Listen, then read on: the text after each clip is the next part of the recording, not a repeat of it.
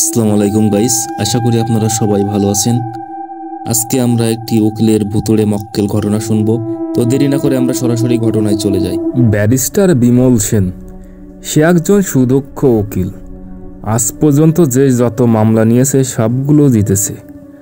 আদালত থেকে ফেরার সময় তার সহকারী বলল, স্যার, আপনার জন্য ভালো একটা বাড়ি পেয়েছি, অনেক কম দামে। ব্যারিস্টার বিমল সাহেব বললেন, বাহ, দারুণ কাজ করেছো, চলো বাড়ি দেখে আসি। সহকারী বলল, চলুন স্যার।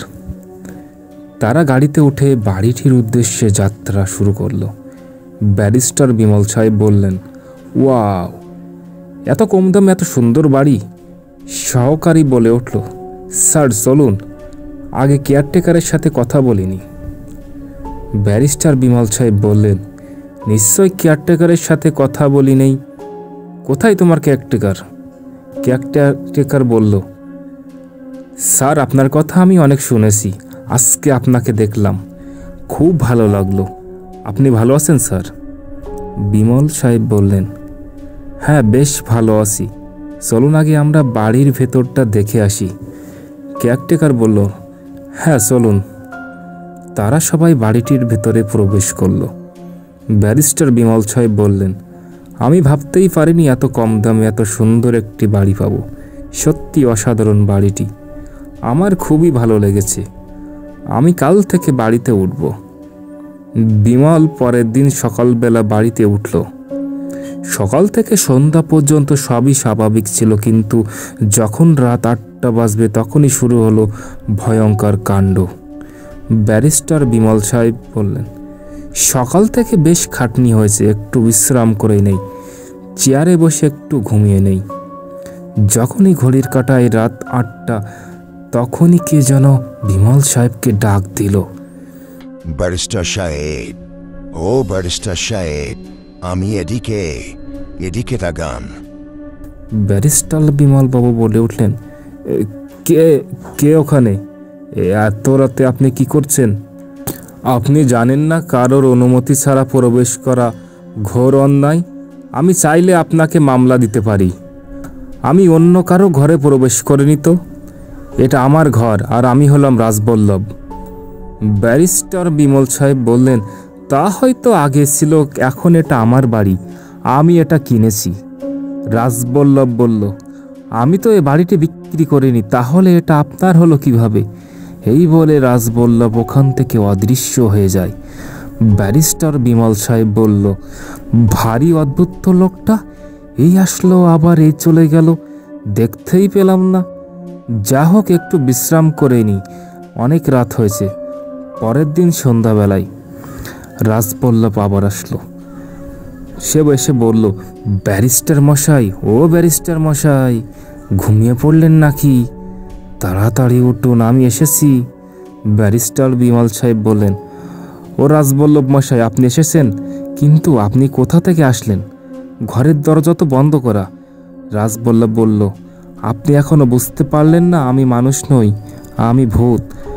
ব্যারিস্টার বিমল সাহেব একটু হেসে উঠলেন, আপনি ভালোই মজা করতে পারেন, হাসালেন আমাকে। রাজবল্লভ তখন বলল, এটা মজা নাই, আমি সত্যিই ভূত।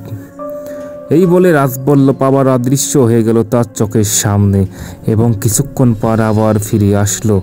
রাজবল্লভ বলল, ব্যারিস্টার মশাই, এখন কি বিশ্বাস হয়েছে? ব্যারিস্টার বলল, হ্যাঁ হয়েছে। রাজবল্লভ বলল, তাহলে কাজের কথায় আসি। আমার একটা মামলা রয়েছে, যে মামলাটা আপনি লড়বেন। আপনি চিন্তা করবেন না, আপনার উপযুক্ত পারিশ্রমিক আপনি পাবেন। ব্যারিস্টার বিমল বলল, তা হয়তো লড়ব, তবে আপনার মামলাটা কি?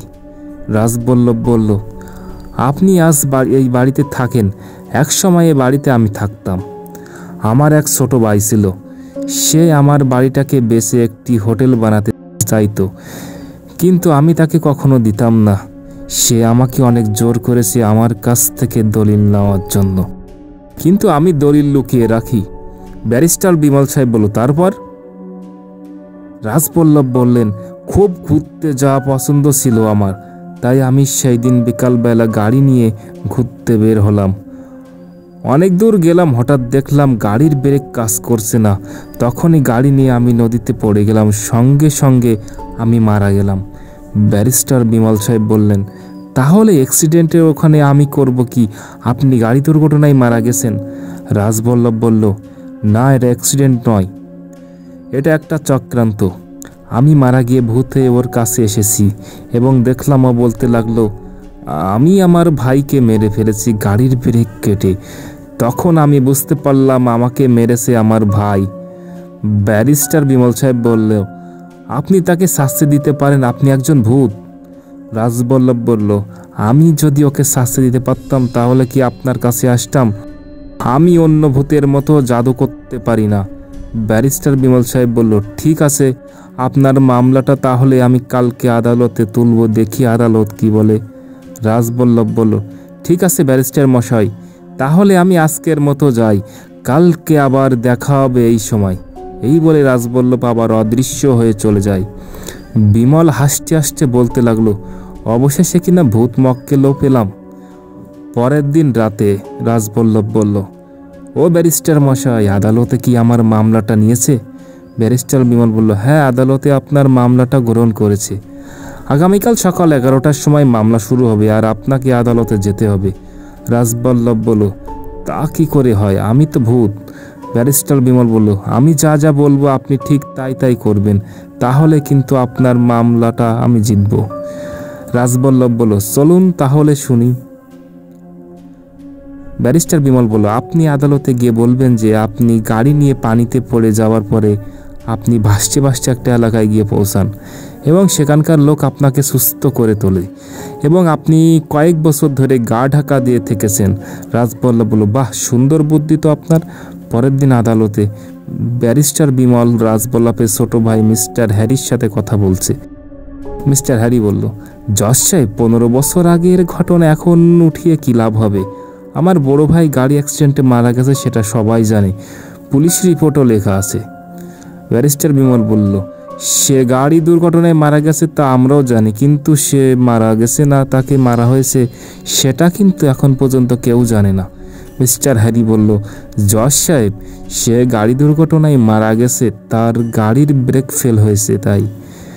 ব্যারিস্টার বিমল বললেন, আপনি কি করে জানলেন যে তার গাড়ির ব্রেক ফেল হয়েছে? আমি তো ব্রেক ফেলের কথা বলিনি। মিস্টার হ্যারি বলল, পুলিশ রিপোর্টে উল্লেখ করা হয়েছে যে আমার ভাইয়ের গাড়িতে ব্রেক ফেল হয়েছে, সে মারা গেছে। ব্যারিস্টার বিমল তখন বললেন, না মিস্টার হ্যারি, সে এখনও মারা যায়নি, সে এখনও জীবিত রয়েছে। এই বলে বিমল রাজবল্লভকে আদালতে ডাকলো এবং রাজবল্লভকে দেখে সবাই অবাক হয়ে গেল। রাজবল্লভ বিমলের কথা মতো আদালতে সব কিছু বলল এবং আদালত হ্যারিকে ফাঁসির হুকুম শোনানো। ওই দিন রাতে রাজবল্লভ এসে বলল, ব্যারিস্টার মশাই, আমি বলছিলাম না আপনাকে আমি উপযুক্ত পারিশ্রমিক দেব? আমার উপযুক্ত পারিশ্রমিক হচ্ছে আমার এই বাড়িটি আজ থেকে আপনার জন্য। আপনি আমাকে সত্যি ন্যায় বিচার পাইয়ে দিলেন। আমি চলে যাচ্ছি ব্যারিস্টার মশাই।